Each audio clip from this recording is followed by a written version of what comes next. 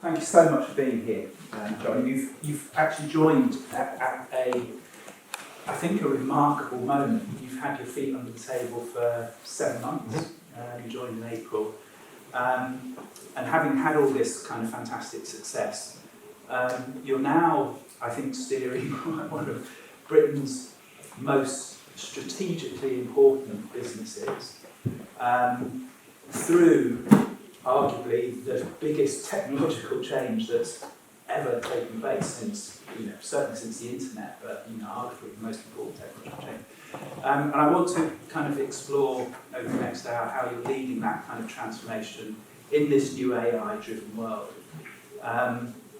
both based on your experience and also some of the things that you're looking forward to or maybe anticipating at BT. We spoke last week to kind of explore 4 key themes that we'll look at today.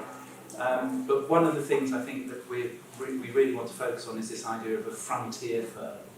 This is one of the ideas that I think is dominating business school thinking at the moment, this idea of a kind of human-led, agentic, operated sort of business. So just thinking about that concept, what does it mean in practice for you as you kind of join the program? BT's undertaken this massive transformation change, but this idea of frontier firm, what does it mean for you? Maybe to put your comments on BT in context, I mean, it is a genuinely fascinating market. This is the most fascinating time, for right or for good or ill. It's the most fascinating time. BT is a sort of systemic asset. It's the biggest investor in the FTSE. In UK infrastructure, patents in cyber and AI, and it's 100,000, 180 years, 79 years of history. So it's got that real weight to it. But it's also it's a large organisation. It's got more than its share of history. So more of a share of legacy systems and polluted data than probably most companies. And those things colliding with the world of a frontier firm is quite a leadership challenge. For me and my team, and I think where I would say the frontier firm concept is Microsoft. If you go to adoption.microsoft.com, other software solutions are available. They talk about the march from agent-assisted humans through to human-led agent teams. I say that's very much the exception. Even Microsoft would say that's an exception in their businesses at the moment. But there is an enormous amount of belief, and I'm one of those believers, regardless of the height of the market capitalisation, that will be deeply, deeply transformative. When you see the classic use cases at the moment are quite vertical and specific. So the call centre, marketing would be the ones that I think I would call out as being the most dramatic ones.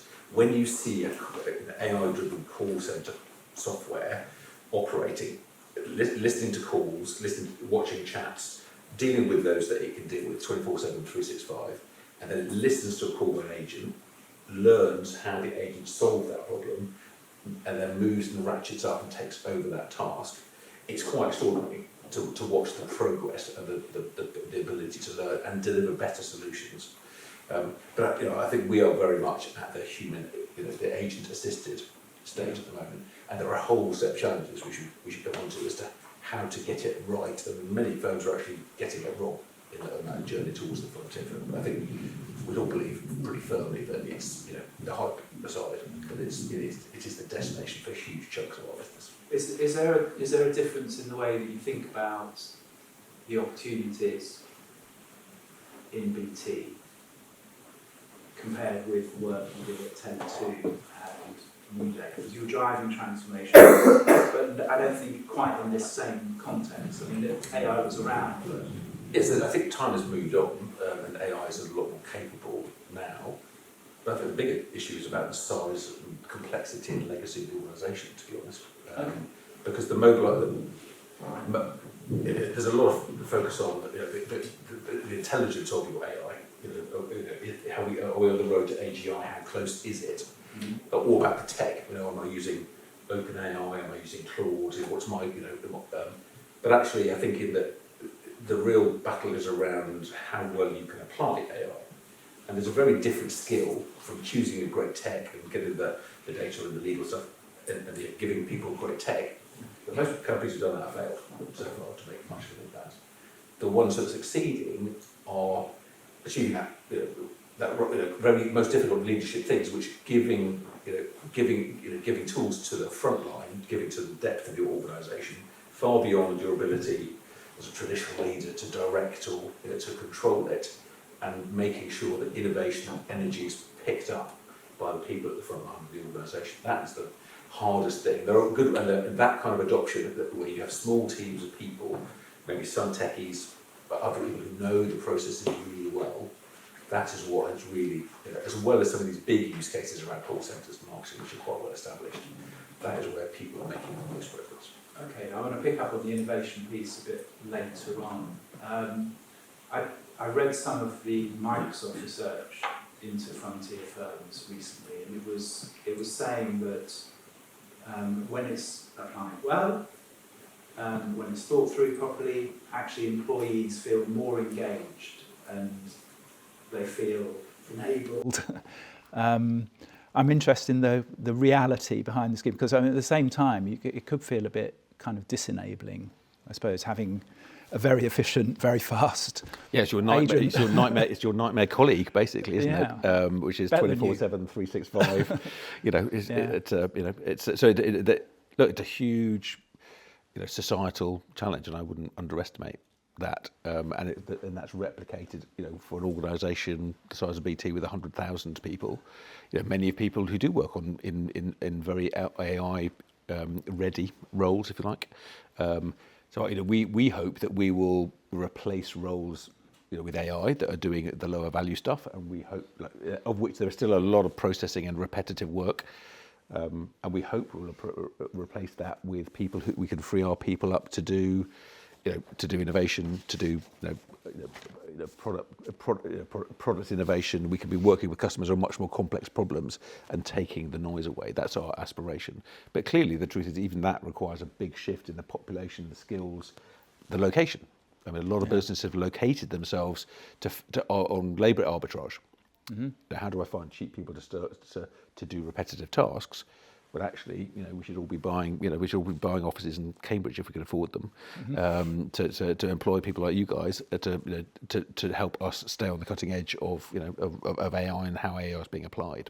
Yeah, the other thing I wanted to explore, which I think is really interesting and important from kind of your career history, is you have been incredibly successful at, I hope I don't embarrass you, at driving transformation in kind of quite complex organisations. So I'm interested to know what your kind of golden rules are with my formula. Your formula, your playbook for leading transformation.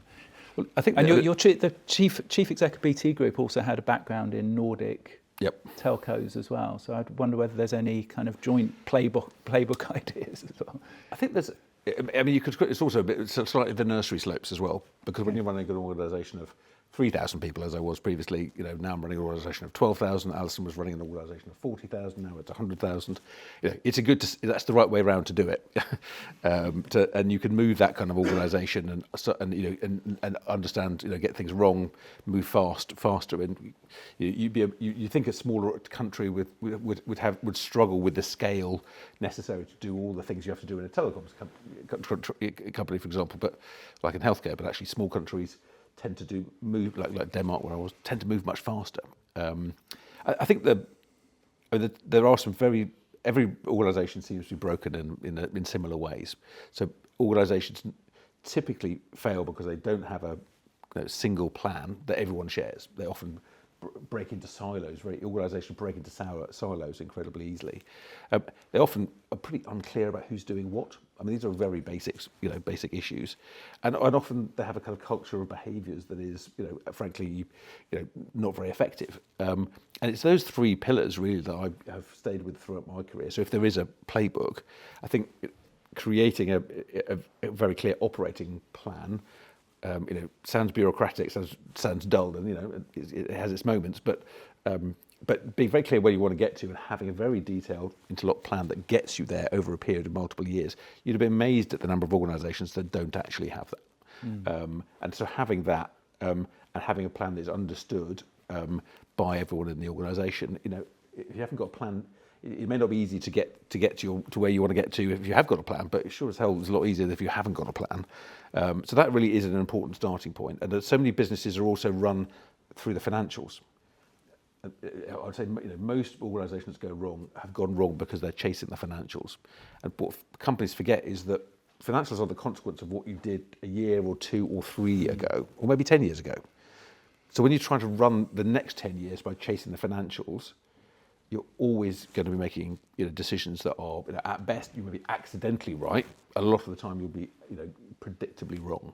So it's about making sure you're winning with customers, running an efficient machine behind it, and then the financials will happen.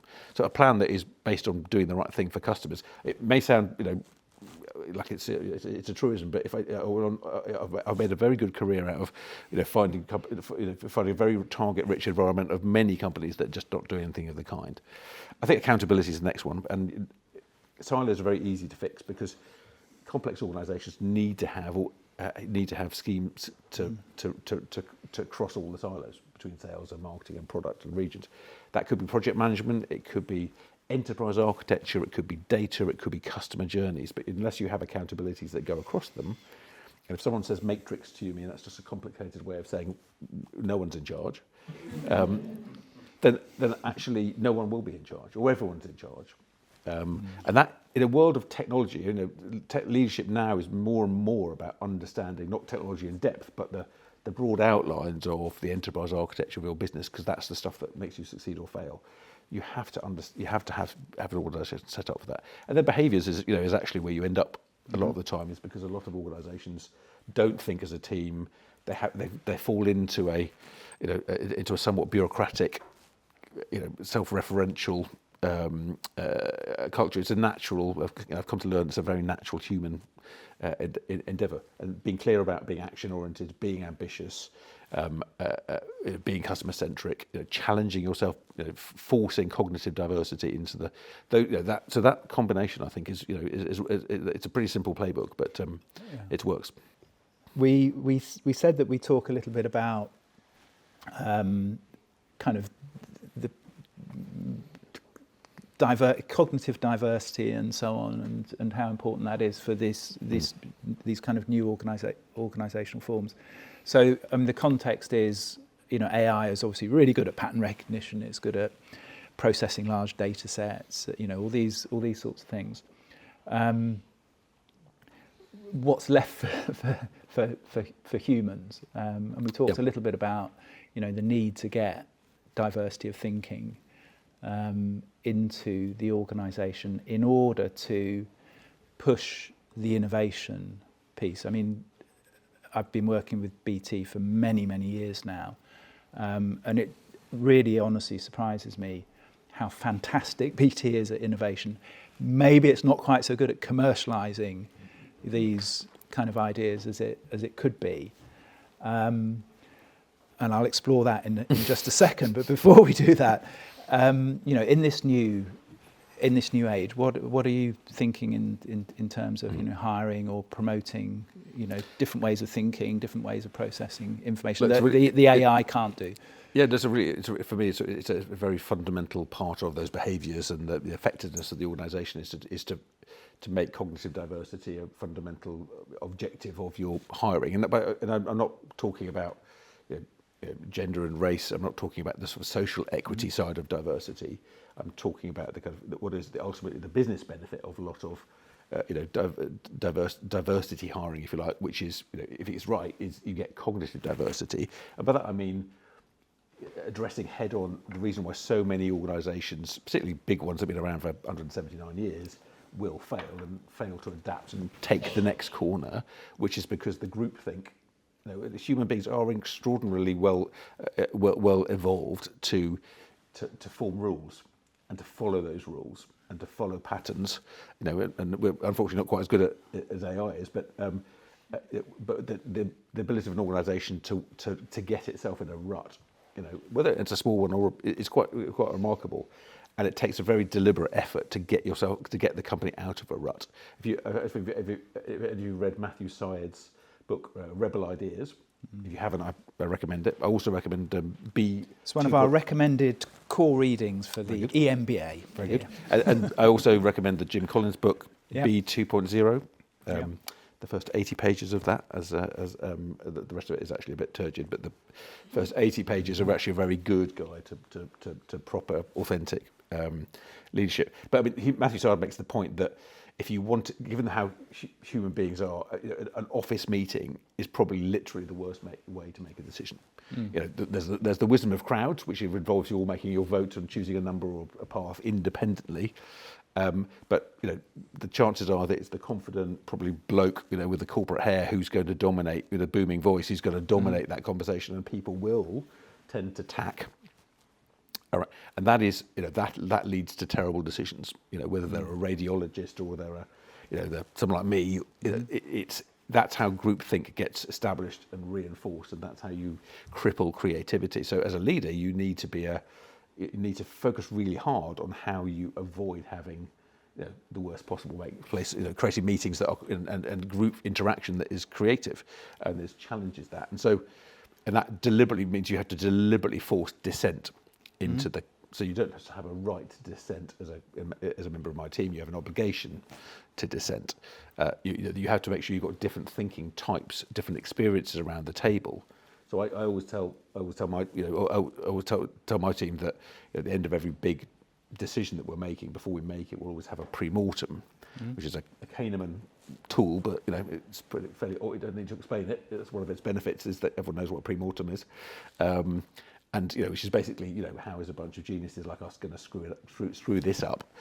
And it's a very important part of the management discipline for me, is to make sure that, because it invites everyone to speak their mind, and it creates that sense of an obligation to speak your mind. And when you kick an idea from multiple different directions, then you've got a much better chance of then, you know, of succeeding with that plan.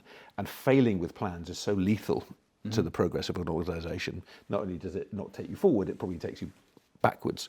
I mean, the sort of days of charismatic leadership, you know, are you know, largely behind us, and I think that, you know, that's a good thing.